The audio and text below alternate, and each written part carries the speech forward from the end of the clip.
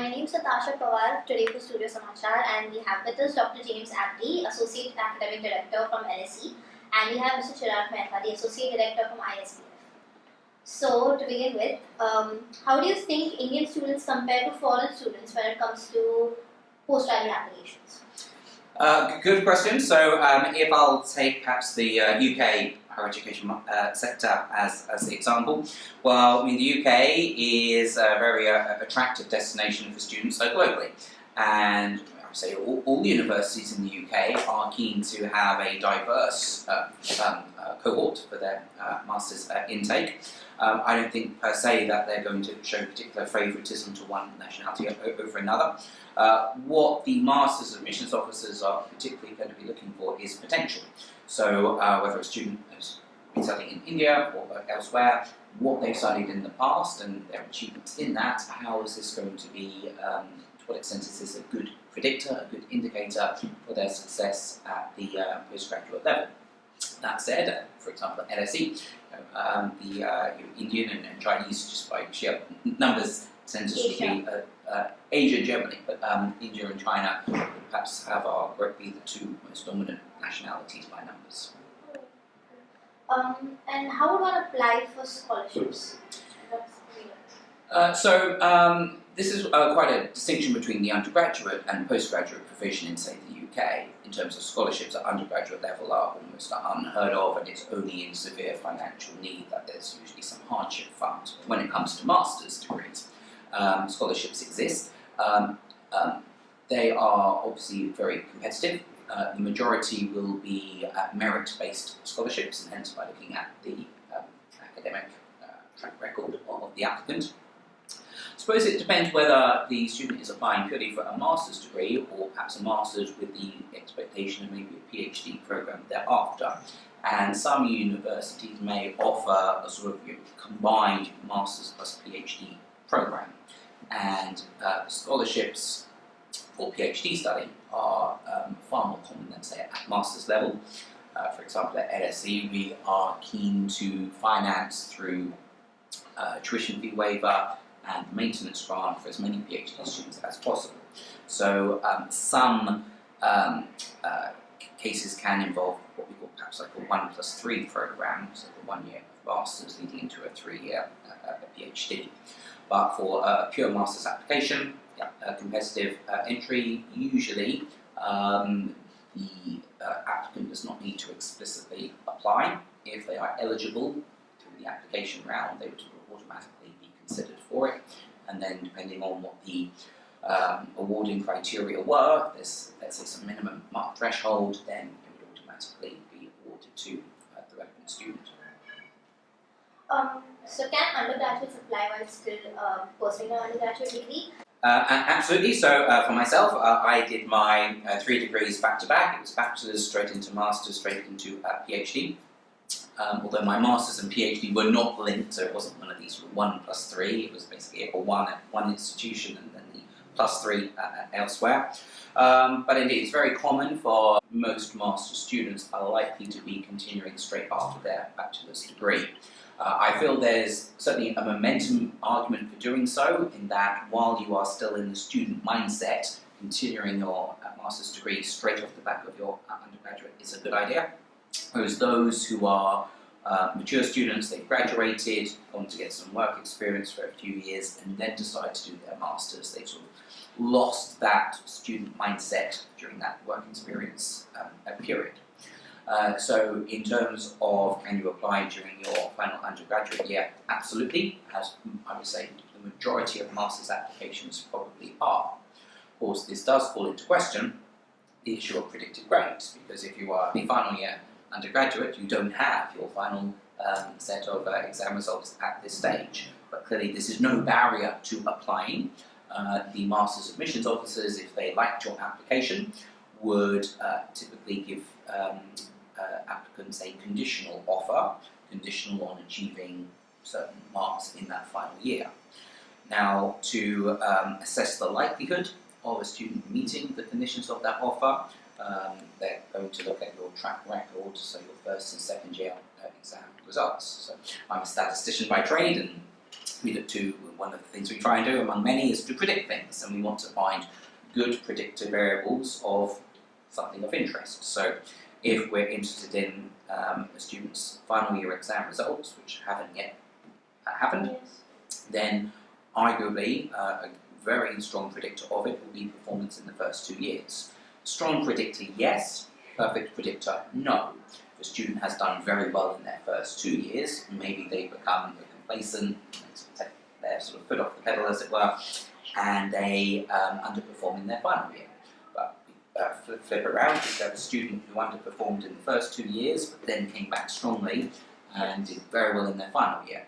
But the data, the evidence, is the realised first and second year exam marks. So, other things equal, someone with a strong set of marks here is going to be in a stronger position, with more credible, good predictive grades in the third year than someone who had underperformed. Right. So, considering the courses in IVF, you've explained it before how it would help. Could you repeat that again? So I actually go back to your first question, Natasha, about the quality of Indian applicants. So from my experience, if you look at the sort of the sea of Indian undergraduate students applying for a postgraduate program, because your question was specifically for postgraduate applications, only the absolute top ones from the top colleges are able to get into the top programs globally. And when I say the top ones from the top colleges, we know that in India we have only a handful of top colleges. So we're talking about maybe 20 students in a year, maybe 50 students in a year at best, getting into top colleges around the world. And I mean, say top 25, top 50 colleges. As a proportion of the number of graduates we produce, that is a minuscule number.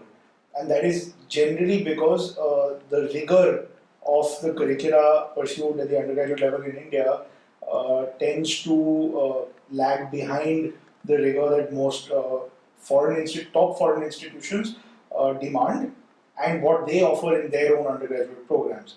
So ISPF actually exists to bridge precisely this gap. Undergraduate students, also students coming to us from school, will undergo an LSE training in their undergraduate program and therefore be equipped to apply for the top master's programs around the world straight away because they are UK graduates of the University of London and LSE's curriculum. But students who apply, but also the postgraduate students who apply after an undergraduate degree, very successfully use the graduate diploma, the one-year graduate diploma, as a stepping stone to hone their rigor, bring it up to the level required to start a top global masters. And so that gives them the possibility, a much higher probability of getting accepted into a top global masters, but also a much enhanced probability of doing well at that masters, which is important for going on to a PhD or to step into the world and work. I find fascinating, you mentioned the word probability there, which as a statistician might mind is for the master's application, the admissions officer is considering if this student got admitted, how well would they do on that master's degree? And of course that's making a prediction about the future.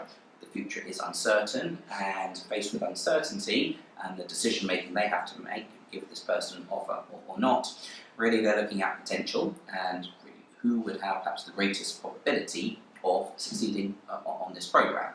Now, of course, in this instance, the quantification of those probabilities is no doubt highly subjective. It's the human being making a judgment call on the academic transcripts to date, the personal statement, the references, but in the absence of any other information, those are likely to be strong predictors of someone's potential. Perfect predictors, no. I'm sure there are instances of people going on to a master's degree, but they don't successfully complete it. So in perhaps those instances, perhaps the admissions officer, not through any fault of their own, but the predictors suggested this would be an appropriate student for that program, but the reality was perhaps otherwise. But for the vast majority of cases, I'd like to think the admissions officers are getting it right, such that those predictors are sufficiently strong that most of the time the right people get the places. So how would you say that Brexit will affect education in the UK for foreign students, and how will it affect jobs afterwards? The B word, Brexit. Oh my gosh. You're not going to get asked. Well, where do we start? So, at time of recording, Time recording. 2 days ago in the UK we had a general election, and yesterday the result of that general election became known. So unless anything bizarre happens in the next few weeks, then Brexit, depending how you define Brexit, loosely defined here, will be happening in the next few weeks, as in the actual withdrawal from the EU. However, that's only sort of part one of Brexit. That's just sort of the initial divorce stage. Still to be determined is what the sort of future trading relationship is going to be like. So how is this going to impact higher education? I think since the Brexit vote, applications, I would say, from EU countries have fallen, but applications from students outside the EU have increased, such that overall I assume that the total number of applications has perhaps not changed that much, but the composition of it has. Now, with Brexit about to be imminent, to what extent that's the certainty that provides, as in people now know the direction UK is going in, so you get that resolution of uncertainty, how that's perceived by potential applicants, be they in the EU, from outside the EU, still that's an unknown entity at this stage, but sort of supply and demand, the demand for high quality higher education of students globally, that's not going to diminish, and the UK has a very strong higher education sector, I think one of our greatest exports, and that supply element, that's not going to change anytime soon, and I see no change to the global demand. So there won't, I think, be shortage of applicants.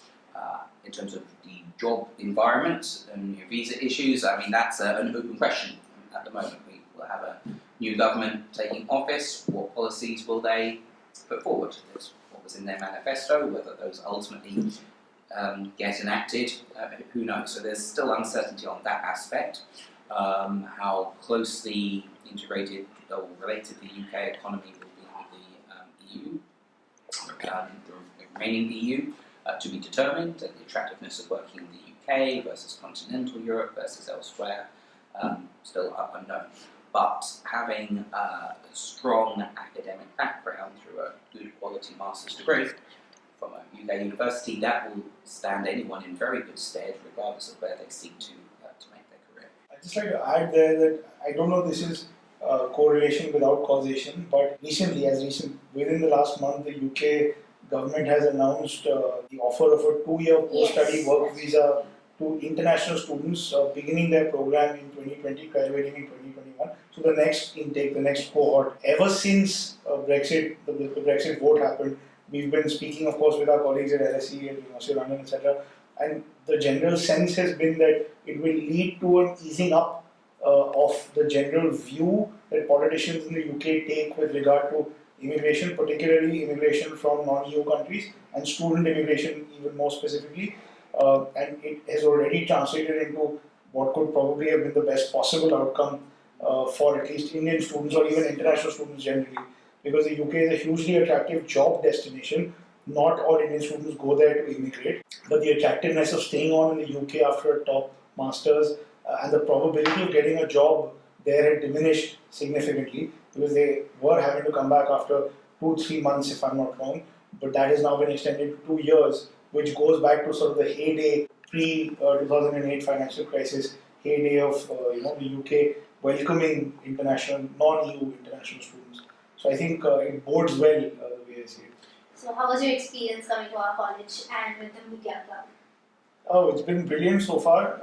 I have already written in the visitor's diary that the hospitality extended has been very warm. The quality of questions asked in the session was very strong and good, and the quality of...